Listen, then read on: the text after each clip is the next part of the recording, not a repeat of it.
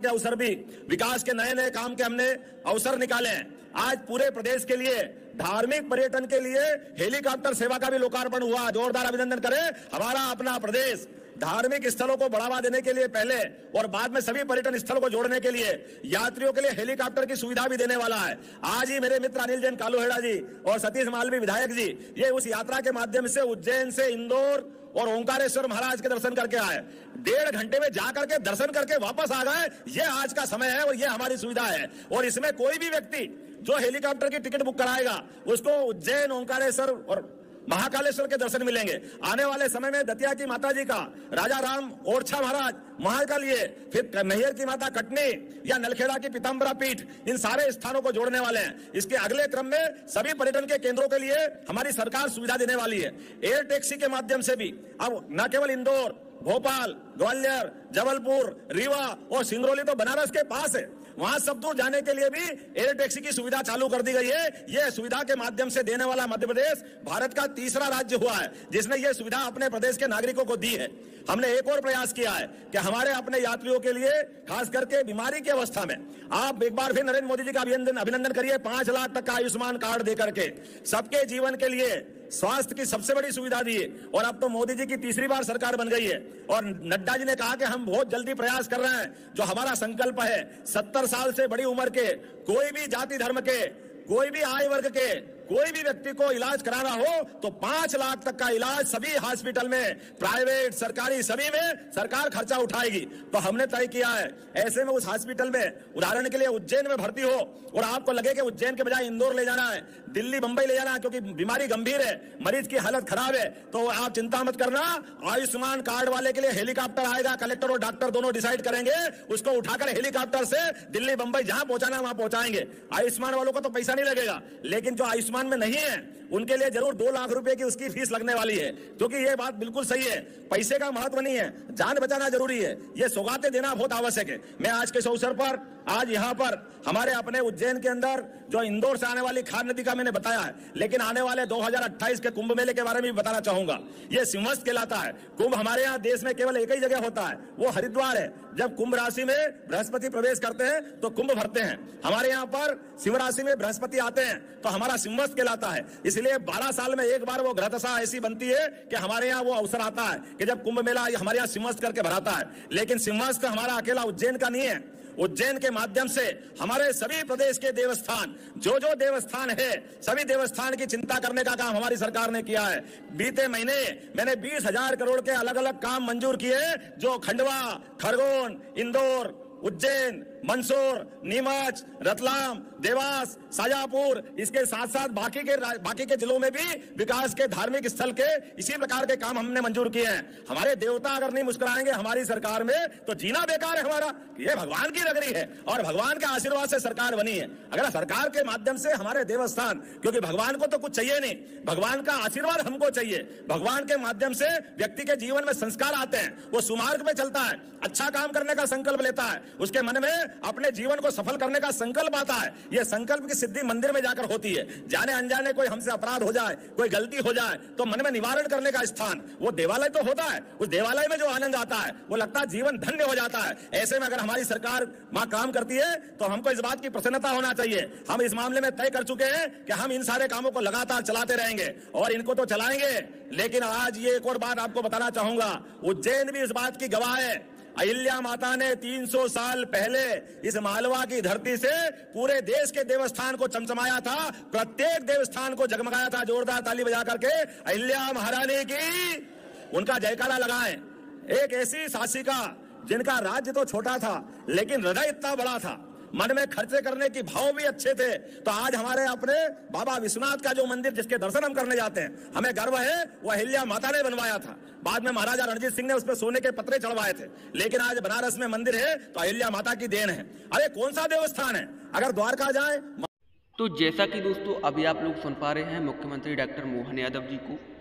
मुख्यमंत्री डॉक्टर मोहन यादव जी ने बड़ा ऐलान करते हुए उन्होंने कहा है कि हमारी सरकार प्रधानमंत्री मोदी जी के नेतृत्व में मध्य प्रदेश के निरंतर विकास के कार्य चलते रहेंगे।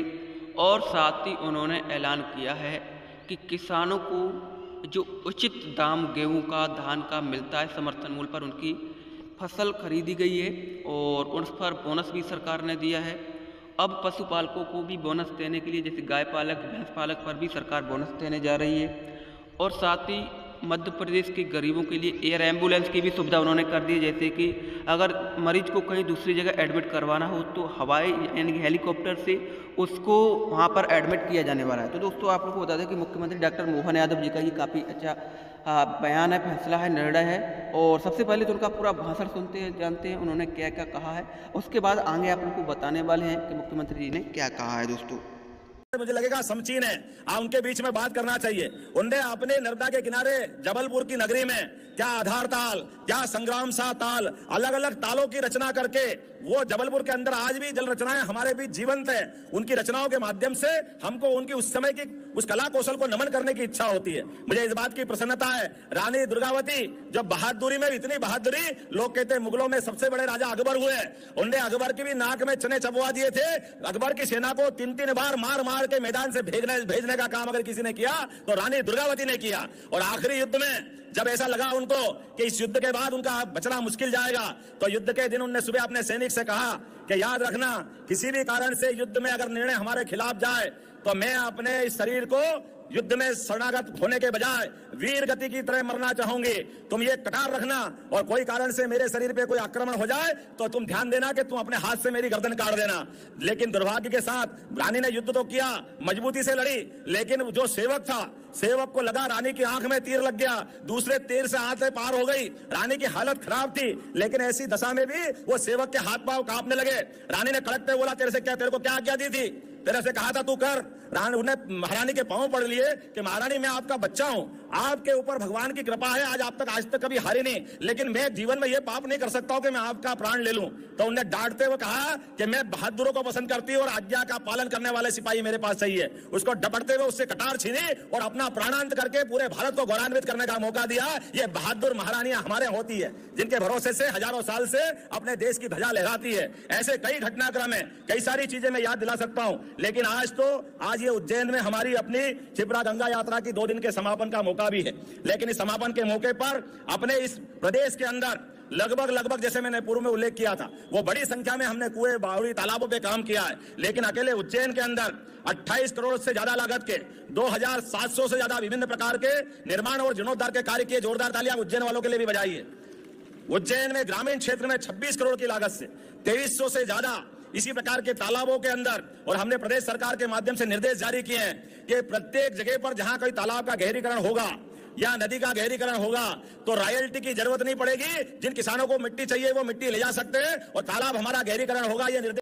तो किसान भाइयों, अभी आप लोग सुन पा रहे हैं मुख्यमंत्री जी का ऐलान। ग्रामीण किसानों को सरकार 2-2 हज़ार रुपये देती है।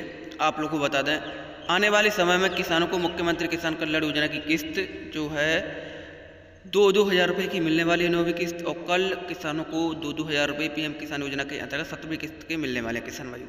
कल प्रधानमंत्री मोदी जी बनारस से किसानों के खाते में राशि डालेंगे, ये बहुत अच्छी बात है। और कल पैसा किसानों के खाते में आ जाएगा। अपना डीबीटी स्टेटस चेक करना उन्होंने कहा है। मोदी जी ने पहले ही कह दिया है कि 3 करोड़ गरीबों को घर दिए जाएंगे, चाहे फिर वो शहरी आवास योजना हो, चाहे फिर वो ग्रामीण आवास योजना के अंतर्गत हो। 3 करोड़ आवास की स्वीकृति मध्य प्रदेश सरकार ने भी दे दी है और प्रधानमंत्री मोदी जी ने दे दी है।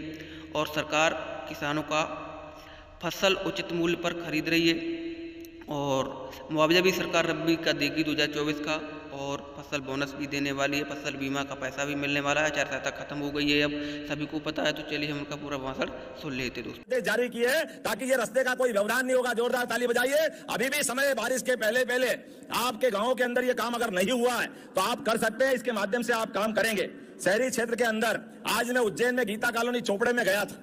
बहुत अच्छी रचना बनी, लगभग 300 साल पुरानी, और जल इतना है कि हमारे सभी अत्याधुनिक पंप लगा दो तब भी वो पानी निकल नहीं पाता है, लेकिन वो बहुत सुंदर जल रचना है। ऐसी सुंदर सुंदर जल रचनाओं का हमने संग्रहण करके, संकलन करके प्रदेश स्तर पर इनका प्रकाशन का काम भी कराया है। 212 नदियां हमारे अपने प्रदेश के अंदर है। उन नदियों का भी, उनका उद्गम कहाँ है, उनका बाकी का पूरा प्रवाह क्या है, उनसे किस किस प्रकार की कौन कौन सी संस्कृति निकली है, मुझे इस बात की प्रसन्नता है। मैं 3 दिन पहले बैतूल जिले की मुल्ताई स्थान पर ताप्ती मैया के उद्गम स्थल पे गया था। उसके पहले रायसेन जिले के बेतवा नदी के उद्गम पर भी मैं गया था। मुझे इस बात की प्रसन्नता है, लगातार ये सारे उद्गम हमारी माध्यम से पूरे देश के अलग अलग भूभाग को जीवन प्रदान कर रहे हैं। ऐसे अद्भुत मध्य प्रदेश के अंदर जिस प्रकार का समय चल रहा है, आज गंगा दशहरे के अवसर पर आज गंगा मैया की पूजा करके ऐसा लगा कि जीवन धन्य हो गया। मैं आपको प्रणाम करता हूं और इस आनंद में सराबोर होता हूं। आज के हमारे कार्यक्रम में हमारे बड़ा उदासीन अखाड़े के आचार्य महामंडलेश्वर परम पूज्य गुरु शरणानंद जी महाराज आने वाले थे। किसी कारण से वो गंगा दशमी के जाम में फंस गए, हमारा विमान भी चला गया था, लेकिन वो आ नहीं पाए थे। मैं उनको इसलिए स्मरण कर रहा हूं कि गंगा दशहरा का ये हमारा उत्सव, इसका रंग फीका पड़ गया था। यात्रा तो होती नहीं थी, चुनरी उत्सव भी प्रारंभ हुआ तो गुरु शरणानंद जी के माध्यम से हुआ। जोरदार ताली बजाओ आचार्य गुरु शरणानंद जी के माध्यम से।